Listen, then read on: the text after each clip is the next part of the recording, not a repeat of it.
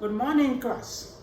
We shall complete our study of transport systems across membranes by looking at V-class pumps, F-class pumps, and ABC superfamily.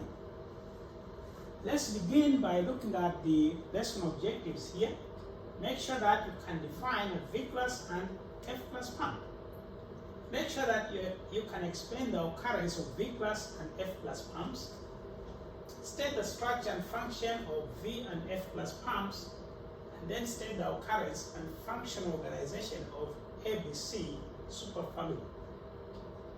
Be able to discuss the operation of at least one ABC type transporter, and explain the mechanism of indirect active transport and how glucose symporter works and its significance in oral rehydration therapy. And finally, be able to state the structure and function of bacterial rhodopsin. The V and F-class pumps. In terms of structure then, V and F-class pumps consist of multiple transmembrane subunits. Function: all V and F-class pumps pump protons or hydrogen ions without phosphorylation of any of their subunits. Looking at the V-class pump, V here stands for vesicle. These are pumps found in vesicles. We find them in vesicles like lysosomes, endosomes, and also tonoplasts. Here we are looking at the structural organization of a V-class pump. You can see it's organized as some kind of headpiece, this one here, and then you have the transmembrane channel which runs through the membrane. The structure and function of V-class pumps. In terms of organization, you have two main domains. You have the hydrophobic or VO domain, which form a pore through the membrane. Then you have the hydrophilic or V1 domain, which form the headpiece, which has ATP as site. The function then of V-class pumps to pump protons into membrane vesicles like lysosomes, endosomes, and tonoplasts. Excuse me.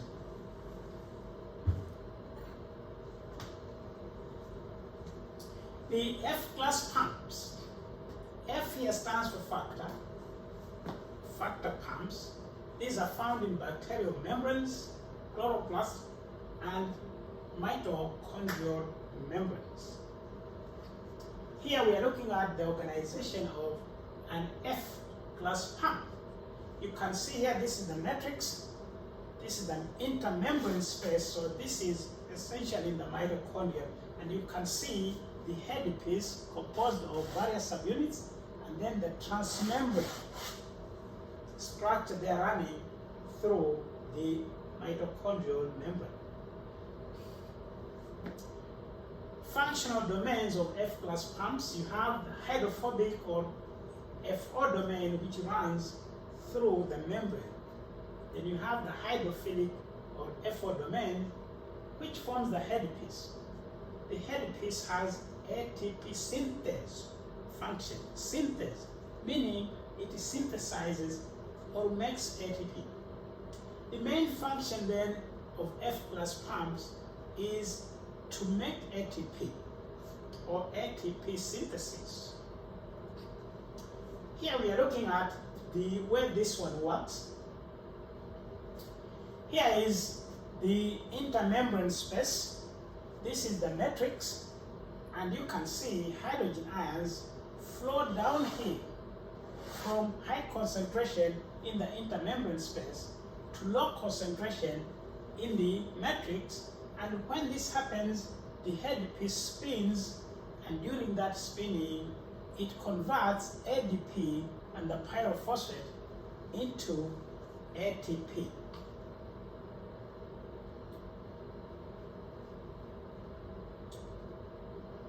The ABC or ATP binding cassette superfamily. Defining ABC PAM. These are ATP binding cassettes. They are found in different kinds of cells and organelles. It is considered to be a superfamily because it includes well over 100 different transporter proteins or transport proteins. Each ABC type transporter functions by transporting a specific type of substrate. Substances transported by ABC type transporters or pumps are ABC superfamily transporters, move various ions, various sugars, peptides, and even various polysaccharides. Looking at the structure and types of ABC proteins. In terms of structural organization, each one has two T or transport transmembrane domains and two A or ATP binding domain located in the cytosol. The two domains may be on separate polypeptides or on the same polypeptide. Here we are looking at the organization of this kind of transport block. Here you have the cytoplasmic side with nucleotide binding domain. This is the transport domain which runs through the membrane. Examples of ABC pumps. Number one, bacterial plasma membrane permease. Number two, mammalian MDR1 transport protein. And finally, the cystic fibrosis transmembrane conductant regulator. Looking at the bacterial plasma membrane permease, we find this in bacterial plasma membranes. They are essential to the bacteria because they enable transport of amino acids, sugars, vitamins, and peptides. A good example is the histidine permease, a special plasma membrane permease that transports histidine into cells using ATP energy. The MDR transport protein. MDR here stands for multi-drug resistant protein or transporter. We find these prevalent, they're prevalent in tumor cells. In fact, how they were given this name. Researchers were wondering why chemotherapy drugs were not attaining effective concentrations, and after some research, they discovered these transporters which were removing the cancer drugs and help ensuring that the concentration did not reach the effective range for efficacy. Here we are looking at the organization of an MDR transport protein from the Vibrio permease. You can see they can be organized as either a single polypeptide threading back and forth as in here. This is the beginning and that is the end, and then it's organized into these domains like you can see here. Here you have an arrangement where the transporter is composed of two separate polypeptides. Structure and function of MDR transport proteins. Each MDR consists of one multi-pass transmembrane polypeptide which has two transmembrane alpha helix domains, each with 6 hydrophobic transmembrane segments. Each has 2 ATP binding sites located in the cytosol. Both the N and C terminals are positioned in the cytoplasm. What is then the overall function of MDR1 protein? they move chemotherapy drugs out of tumor cells, and this keeps the drug concentration low and ineffective. Here is another example of an ABC type transporter. This is the CFTR protein, or cystic fibrosis transmembrane conductancy regulator. You can see how complex this is in terms of design, but again remember, you have two subunits, each one with 6 transmembrane segments, and then these various domains located on the intracellular side of the membrane. Here's one way to look at this. This is the beginning of the polypeptide, that is the end of the polypeptide, and you have these transmembrane segments as you can see. We are going to move towards the end of this by looking at indirect active transport, a transport mechanism where the movement of one molecule against its concentration gradient is obligatorily coupled the movement of another molecule down its concentration gradient. The concentration gradient of the driving molecule is established by direct active transport. A good example of this arrangement is found in the sodium glucose syn-porter. Here we are looking at coupling of direct and indirect active transport. We already explained this arrangement. Solute 1's concentration is established by direct active transport, and then as it moves downhill, it transports another one against its concentration gradient. The solute here is considered to be transported by indirect active transport. So here's a specific example of this arrangement. The sodium glucose syn-porter, an arrangement where the glucose is transported by indirect active transport. So we begin over here where sodium ion is bound to the transporter. That facilitates the binding of sodium. The pump just changes conformation to DE2 conformation here, which releases the sodium in the cell. The sodium pump continuously moves the sodium out of the cell, maintaining a higher concentration of sodium outside the cell. The loss of sodium changes the conformation of the syn-porter to allow glucose to be released in the cell. Now the syn-porter opens to the outside, ready to bind to a sodium ion.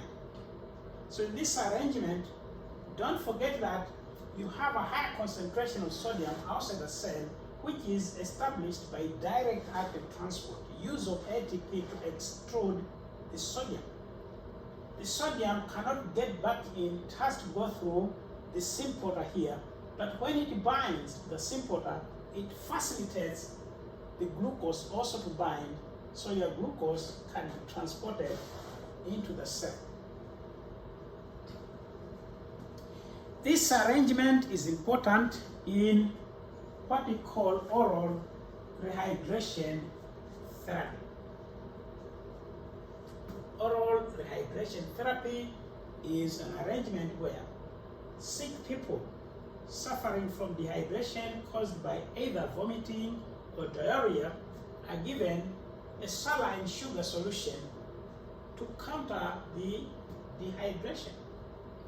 The composition of the saline sugar solution, what you end up here is to mix 3 parts of sugar and 1 part of salt respectively.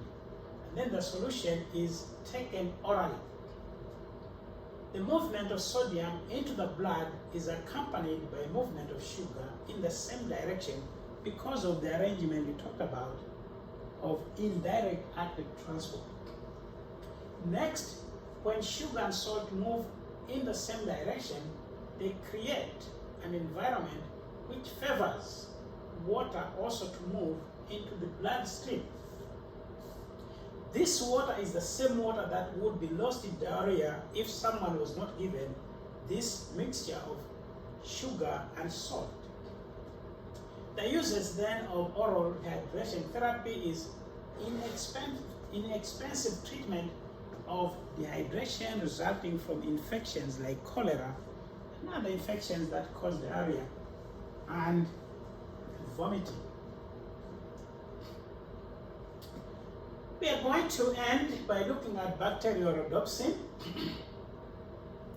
We mentioned bacterial rhodopsin when you are looking at membrane proteins, and this was given as an example of a multi-pass transmembrane protein. Bacterial rhodopsin is found in halobacteria. Halo is salt. So these are bacteria that exist in extremely salt conditions. These are very harsh environment where little or nothing grows. So to survive under such harsh environments, you have to evolve a unique mechanism to use energy. For these bacteria then, here is the arrangement. The bacterial rhodopsin is a light-driven proton pump. It uses light energy to move hydrogen ions outside the cell. So you end up with accumulation of hydrogen ions outside the cell. The hydrogen ions cannot move back into the cell. They can only move through ATPase pumps, which we explained as F-class pumps earlier on. And when the hydrogen ions move back into the cell through the ATPase pumps or F-class pumps, the energy is used to make ATP. This is a very, very clever arrangement because now your halobacteria can survive in very salty environments by using the energy from the sun.